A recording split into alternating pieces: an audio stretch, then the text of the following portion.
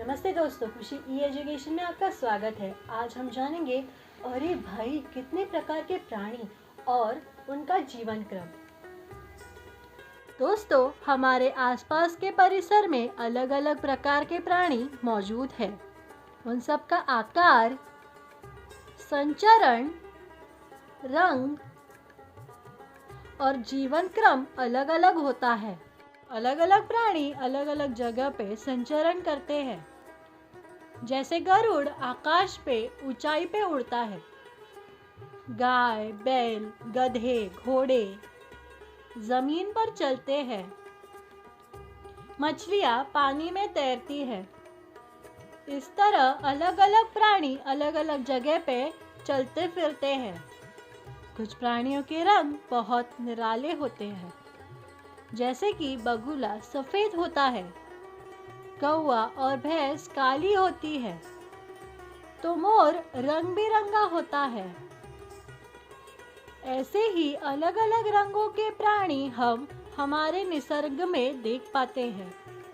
प्राणी आकार में छोटे बड़े होते हैं, जैसे घोड़ा, बैल, हाथी यह आकार में बड़े होते हैं।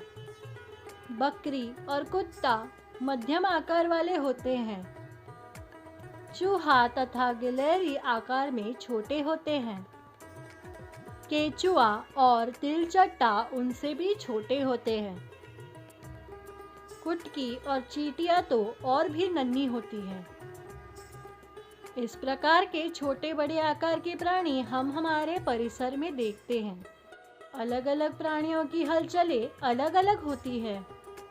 जैसे गिलहरी और चूहा आकार में छोटे होते हैं, वह चंचल होते हैं लेकिन तेजी से दौड़ते हैं।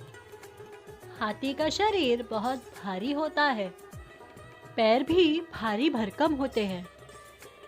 इसी वजह से हाथी अधिक तेजी से दौड़ नहीं सकते। हिरण के पैर पतले होते हैं, वह तेजी से दौड़ता है। मेंढक के पिछले पैर लंबे होते हैं, इसी कारण फुदक फुदक कर कूदते हुए जाने में मेंढक को आसानी होती है। ऐसे ही पाए जाने वाले प्राणियों की हलचलें अलग अलग होती है। कुछ प्राणी मनुष्य उपयोगी होते हैं, उन्हें हम प्यार से पालते हैं।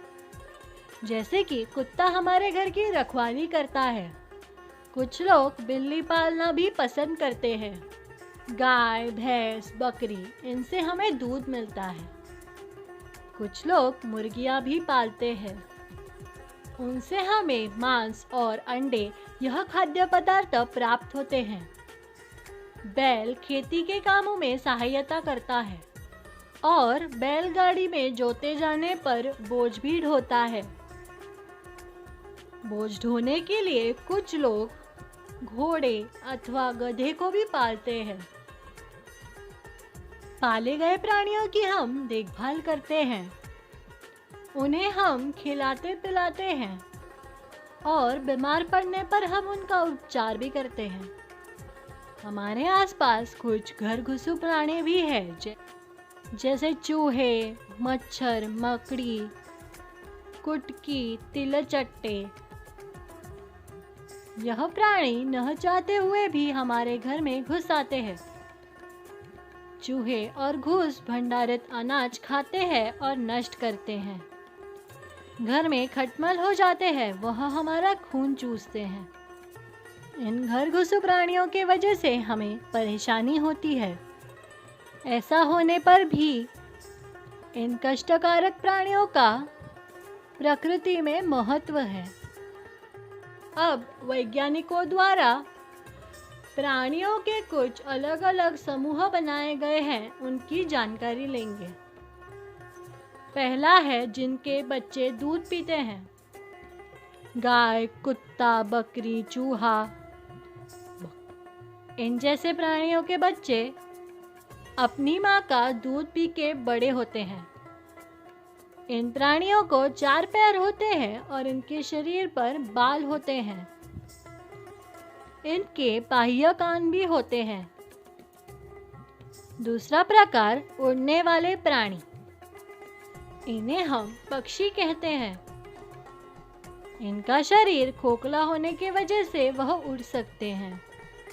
पक्षियों में केवल 2 पैर होते हैं और उड़ने के लिए 2 पंख होते हैं। विभिन्न पक्षियों की उड़ने की शक्ति अलग अलग होती है।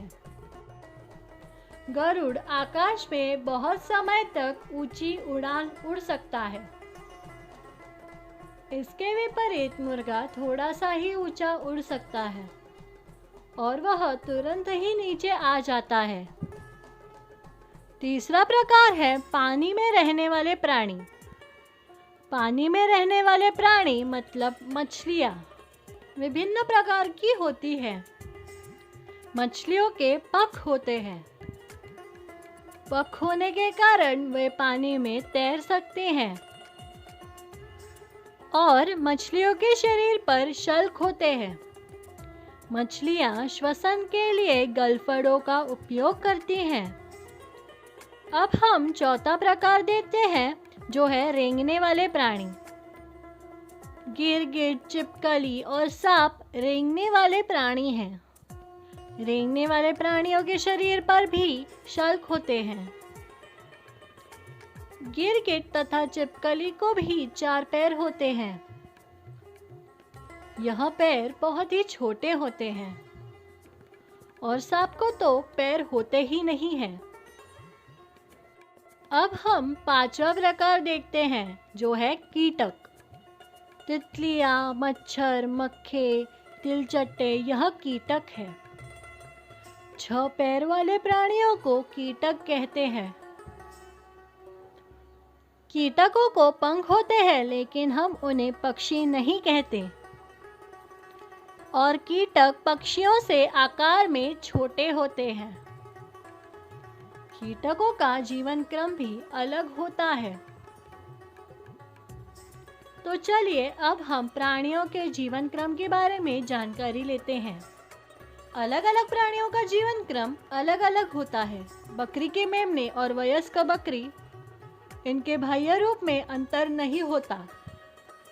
बिल्ली के बिल्लोटो और बड़ी बिल्ली में भी अंतर नहीं होता। वैसे ही गाय, गधी, घोड़े इनके बारे में भी होता है। यह प्राणी अंडे नहीं देते। इनके शिशुओं की वृद्धि पेट में होती है।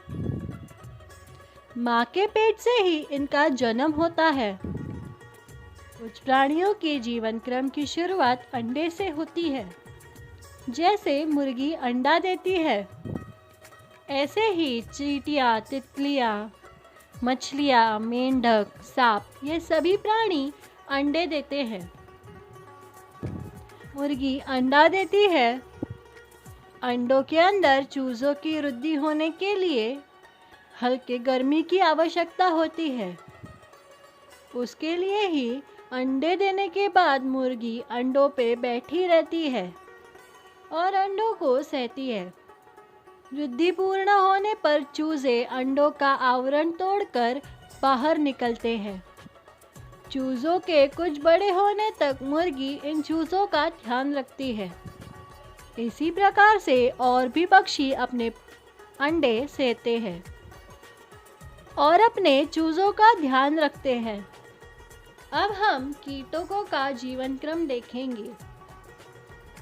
कीटकों की वृद्धि होने में अंडा, इल्ली, कोशित और प्रौढ़ ये 4 अवस्थाएं होती है। यहाँ भी कीटक है। और अब हम तितलियों का जीवन क्रम देखेंगे। मादा तितली पत्तियों पर अंडे देती हैं। लगभग 6-8 दिनों में इस अंडों में से डिंभक बाहर आता है। तितली के डिंभक को इल्ली कहते हैं। इल्ली अंडे से बाहर निकलते ही वह तुरंत खाना प्रारंभ करती है। पहले 2-2.5 दिनों में इल्ली इतनी बड़ी होती है कि उसकी केंचुअल उसको कम पड़ने लगती है, परंतु उसी समय पुराने केचुअल के अंदर नई केचुअल आ जाती है। 2-2.5 दिनों में फिर से केचुअल छोड़ती है। इस तरह 4 बार केचुअल छोड़ती है।